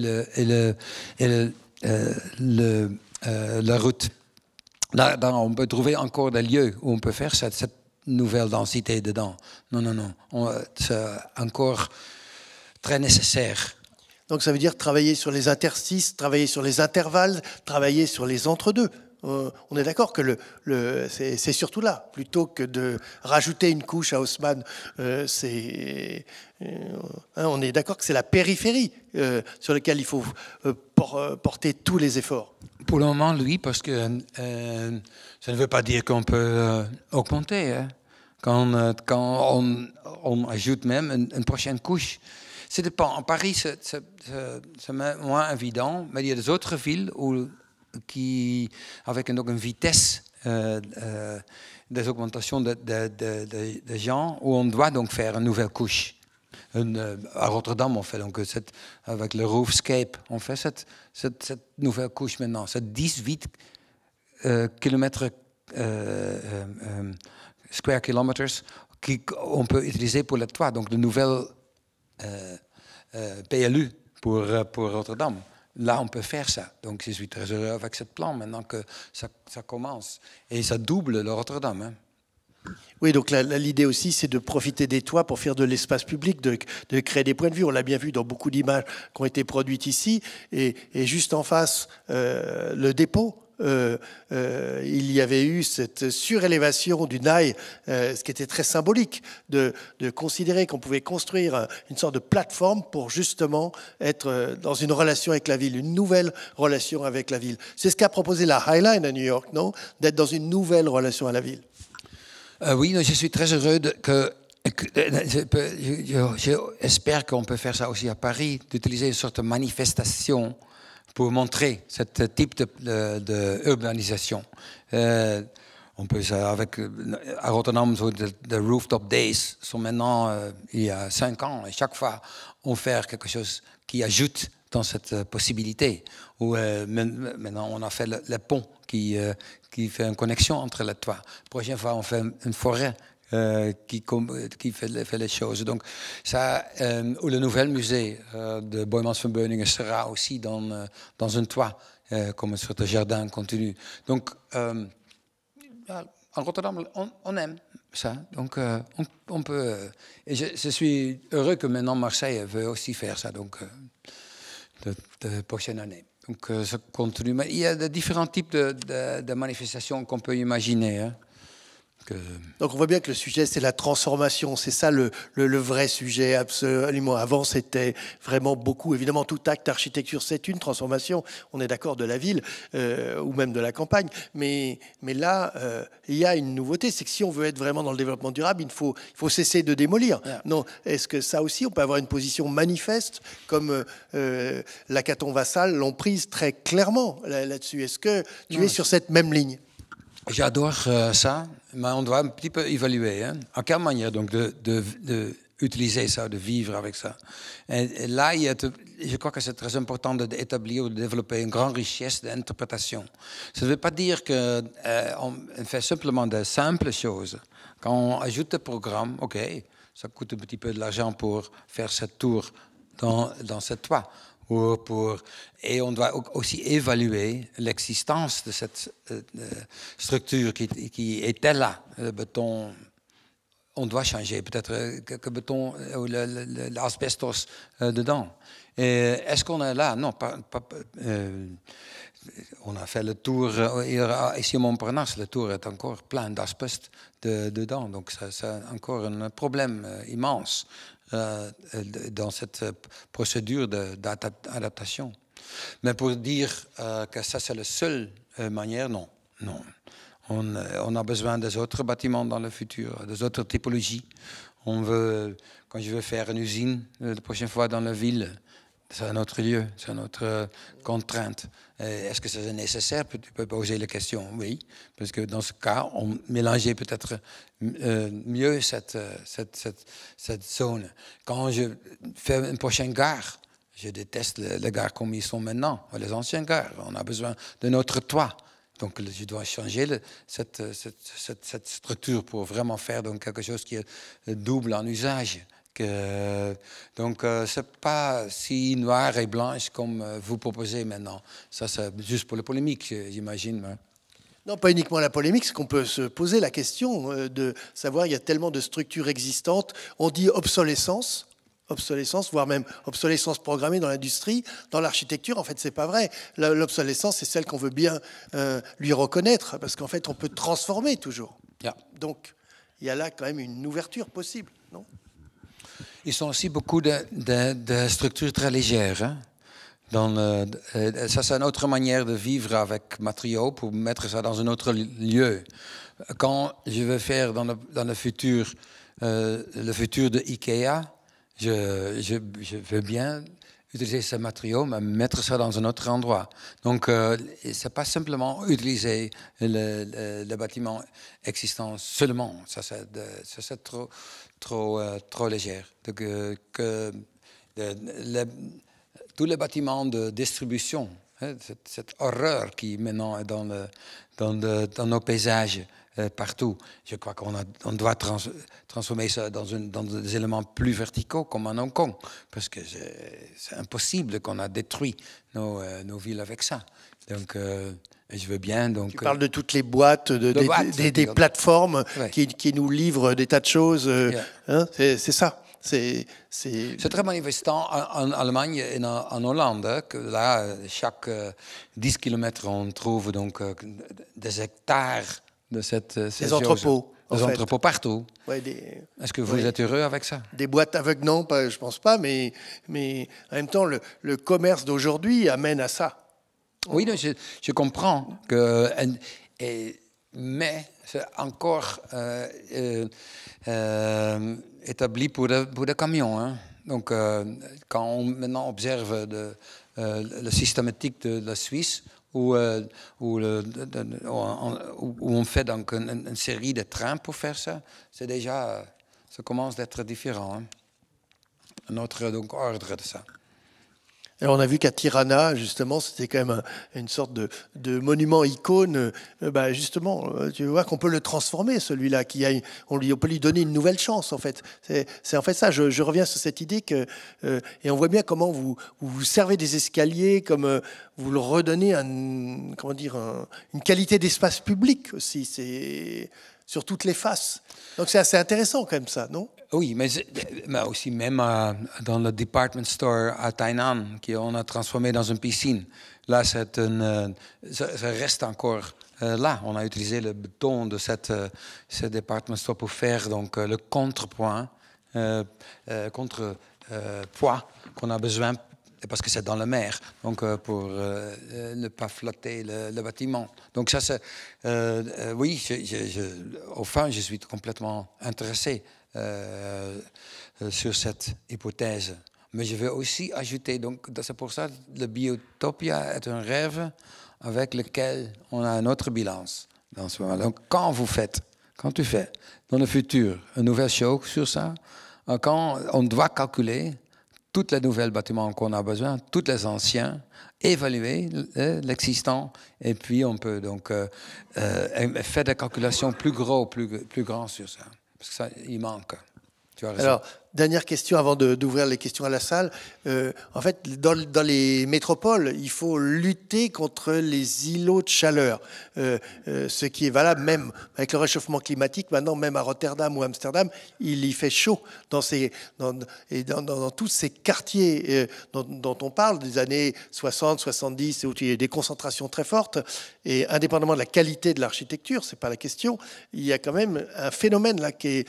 Donc, est-ce que la nature de greenifier, comme tu dis, est la solution, la seule, ou est-ce que Pour 1 degré, oui, mais pour les autres 4, on a donc besoin de l'eau, on a besoin de notre inertia, donc quelle manière de faire donc une sorte de pierres qui sont plus écologiques pour maintenir la température dedans. Ça, c'est un autre cas. Là, ça perd encore de la matière de l'isolation. On doit donc... on a le bilan entre lumière et chauffage qui est pas encore complètement... qui est un peu troublé maintenant. Quand j'observe votre dans votre maison sociale, votre fenêtre sont si petites comme dans une toilette, que c'est horrible parce que on n'a pas une vue, on n'a pas c'est pas social pour la rue, parce que c'est pas un contrôle social sur la rue avec cette mini fenêtre que vous. Donc là, on doit donc trouver une autre balance pour les différentes contraintes pour établir. Je suis pas contre la rue dans l'ombre. C'est proposé ça pour Bordeaux, hein, avec la ruelle de 6 mètres ou 10 mètres en construction. Ça marche aussi un petit peu, mais il y a une contrebalance avec la lumière dans ce moment-là. Donc, c'est un package deal qu'on a besoin. Alors, c'est un gros sujet, on va... Et ça transforme la ville. Hein. C'est clair, très nettement, très nettement. Est-ce que on a quelques minutes pour poser des questions? Qui voudrait... On veut une bière. Après. Est-ce qu'il y a, cette conférence était stupide, oui ou non? Parce que c'est la première salle qui était si silencieuse que j'ai trouvé cette année. Donc, est-ce que ça c'est normal? Parce que d'habitude, ils réagissent, ils disent non, pas ça. Yeah, exactement. C'est ça, ils disent ça. Alors, vous pouvez y aller, hein, n'hésitez pas. C'est... Agir et réagir. Monsieur, là...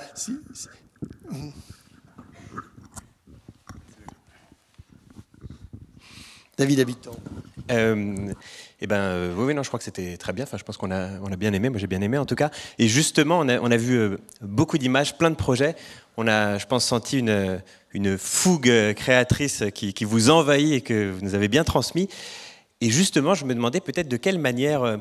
c'est un peu une question polémique, mais c'est une vraie question. Ça m'intéresse vraiment de savoir de quelle manière on s'assure de quelle manière est-ce qu'on risque pas de se perdre justement dans un plaisir de création et de quelle manière on s'assure qu'on est toujours en train de répondre aux problématiques qui sont posées. On a besoin de plaisir, hein, pour commencer. On a besoin d'humour, on a besoin de relativer aussi quelques éléments. On a besoin aussi d'être curieux. C'est aussi un motif que chaque fois on veut donc ajouter un élément. Peut-être dans notre carrière, dans notre 30 années, nous voulons bien de montrer un certain catalogue. J'ai aussi l'expérience qu'on peut faire une chose chaque bâtiment, parce que le budget n'est pas là pour faire des choses. Ça peut être une transformation modeste, ça peut être donc quelque chose. Et on a besoin de toutes les choses pour faire cette direction. Ça donne aussi ce plaisir pour donner donc une certaine richesse, une certaine biodiversité de possibilités. Je crois, oui, j'essaie de trouver donc une sorte de parapluie, une sorte de système où ça peut être, où ça entrer. Mais même ce système doit être donc ouvert dedans. Ça doit permettre. Je veux bien me permettre, mais aussi des autres, pour faire des fautes, pour faire des tests dedans. Et quand je comparais ça avec computer science, où on fait des mini-choses, des mini-machines chaque fois. Dans nos écoles. Maintenant, on fait donc une autre manière de lire Google Maps, par exemple. Et l'autre fait une liaison pour faire... Ça, c'est un petit peu à quelle manière maintenant on construit la ville. Et je crois cette architecture, cette liste, j'espère que ça donne donc ces différentes possibilités qu'on a besoin. Et pour moi-même, j'adore aussi ça. C'est que je veux bien vivre dans une certaine légèreté qui est combinée avec une certaine profondeur. Mais quand je suis trop sérieux, et trop allemand ou trop suisse, bon, je vais dormir. Donc, ce n'est pas le cas. Virginie Picot. Oui, merci. Moi, j'ai trouvé que c'était vraiment très, très intéressant, très stimulant. Mais je relisais encore tout à l'heure ces statistiques françaises qui disent que entre 70 et 80% des Français veulent habiter dans une maison individuelle avec un jardin et pas dans une espèce de combinat extraordinaire, mais qui n'est pas la maison individuelle avec un jardin. Vous répondez quoi à ça? 24%. Non, soit 80. 80. Entre 73 et 80 selon les statistiques. Ça, c'est beaucoup. Ça fait beaucoup. Et les alternatieven? Nou ja, il y a une transformation à Danemark et à Hollande. Les dernières 20 ans, on n'a pas à mettre dans la liste qu'on adore la ville plus qu'avant. Il y a une génération qui veut vivre dans la ville, pas dans une maison avec un jardin.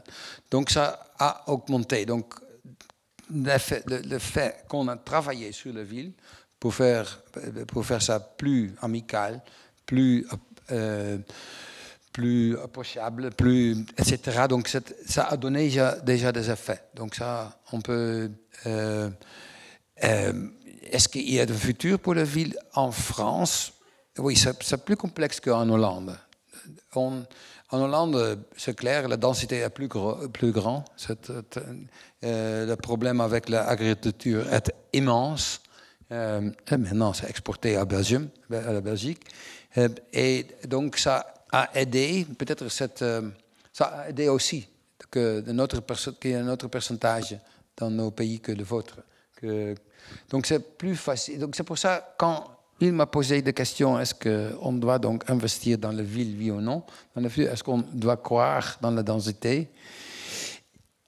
Au fin, c'est pour ça que j'ai cette hésitation. J'observe donc deux phases, comme j'ai expliqué. Une où, dans des pays comme la Hollande, comme en Suisse aussi, hein, maintenant en Suisse, tous les villages ont des appartements maintenant. Donc, dans les zones denses dans nos continents, oui, là, on doit donc encore intensifier nos villes et doit trouver donc des solutions. Ça c'est un vrai laboratoire pour moi. Mais le laboratoire dit suburbain, comme votre pays, de quelle manière est-ce que je veux vivre dans la Corrèze ou quelque chose comme ça. Là, ça peut être quand on peut donc imaginer une manière de construire plus biologique. Donc, c'est la deuxième étape de le monde quand on donc, a trouvé des solutions pour une mobilité qui est complètement douce, dedans, écologique.